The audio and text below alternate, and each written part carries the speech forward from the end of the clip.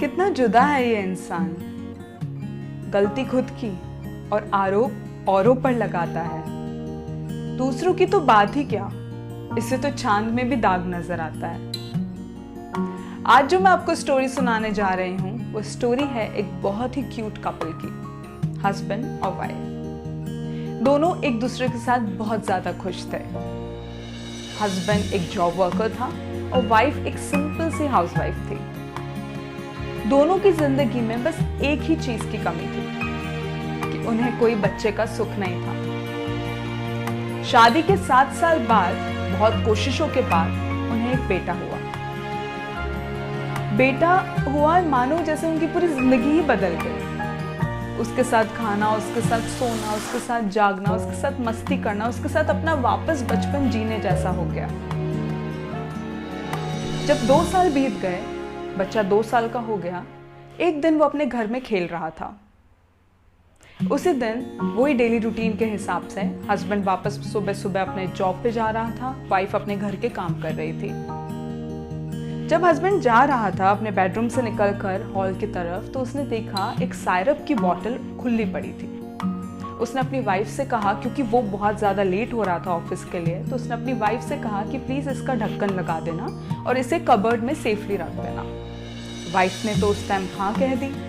Husband अपने job के लिए चला गया और वाइफ क्योंकि खुद एंगेज थी अपने हाउस होल्ड वर्क में, किचन के कामों में, तो वो भूल गई, उसके दिमाग से स्लिप हो गया।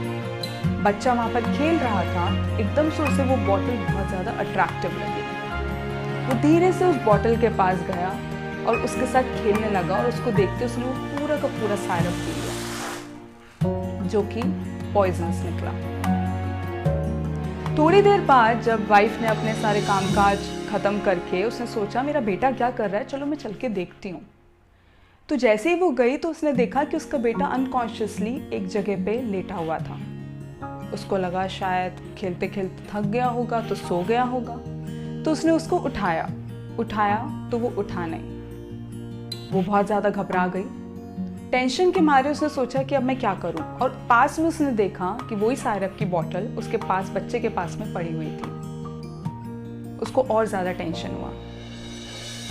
वो जैसे ही उसकी कंडीशन देखी, वो उसके पास बहुत देर तक उठाने के बाद जब वो नहीं उठा तो उसको हॉस्पिटल ले गई। हॉस्पिटल ले जाने के बाद जब डॉक्टर्स ने उस बच्चे को देखा तो उन्होंने ये बता दिया कि he is dead, he is no more. Wife की जैसे पूरी दुनिया ही हिल गई, पूरी दुनिया बदल गई। उसे नहीं समझ में आ रहा था कि मैं क्या करूं। उसके दिमाग में वही थॉट आया कि उसके हस्बैंड ने मॉर्निंग में उससे कहा था कि प्लीज़ इस सायरप की बोतल को बंद कर देना और कबर्ड में सेफली रख देना। वो डर गई।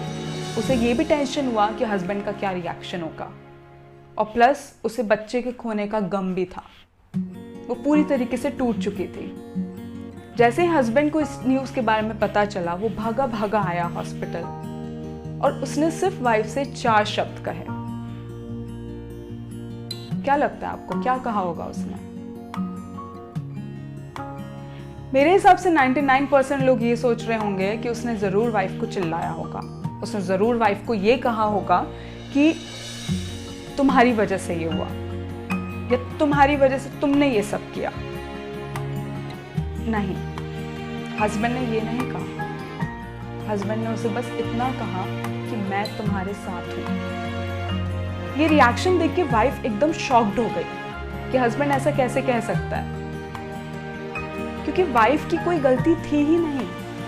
हस्बैंड ने सोचा कि अगर मैं ऑफिस जाते जाते थोड़ा वक्त निकाल के उस मेडिसिन की बोतल को बंद कर देता तो शायद उसका नतीजा इतना बड़ा नहीं होता। उसकी भी क्या गलती है? उसने भी तो अपना बेटा खोया है, और इस वक्त पे उसको मेरी सबसे ज़्यादा ज़रूरत है। उसको ज़रूरत है मेरी सिंपैथी की। उसको ज़रूरत है कि वो मेरे कंधे पे सिर रख के रो सके। और इस वक्त अगर मैं उसको ये बताने लगा कि तुमने क्यों ढक्कन बंद नहीं करा मेडिसिन का, तो वो चीज गलत हो जाएगी। कितना अजीब है ये। अगर हम सब भी इसी पर्सपेक्टिव से चीजों को देखने लग जाएं, तो लाइफ में प्रॉब्लम्स कितनी कम हो जाएंगी। हम लोग ज़्यादातर उन सब चीज़ों में अपना ध्यान डाइवर्ट कर लेते हैं। हम लोग ये सोचते हैं कि अगर कोई चीज़ हुई है तो किसकी रिस्पॉन्सिबिलिटी थी। हम ये चीज़ ढूंढते हैं कि कौन रिस्पॉन्सिबल था उस चीज़ के लिए, कि किसकी गलती थी। हम उसको ढूंढने की कोशिश करते हैं, भले वो हमारे जॉब में हो, भले वो हमारे रिलेशनशिप्स में हो, भले वो हमारे फ्रेंडशिप में हो, किसी भी चीज़ में हो। अगर गलती से भी हो जाए तो हम ये नहीं देखते हैं कि हमारी भी गलती थी या हमारी वजह से ये आउटकम हुआ है, हमने क्योंकि ये चीज़ करी है। बट हम ये देखते हैं कि हम किसके ऊपर ब्लेम कर सकते हैं। कितना अलग है ना ये। मतलब हम लोग अपनी गलतियां छुपाने के लिए कैसे लोगों को गुनहगार साबित कर देते हैं, कैसे दुनिया के सामने अपने आप को बहुत अच्छा, बहुत क्लीन बताने के लिए दूसरों को गलत बताने की कोशिश करते हैं।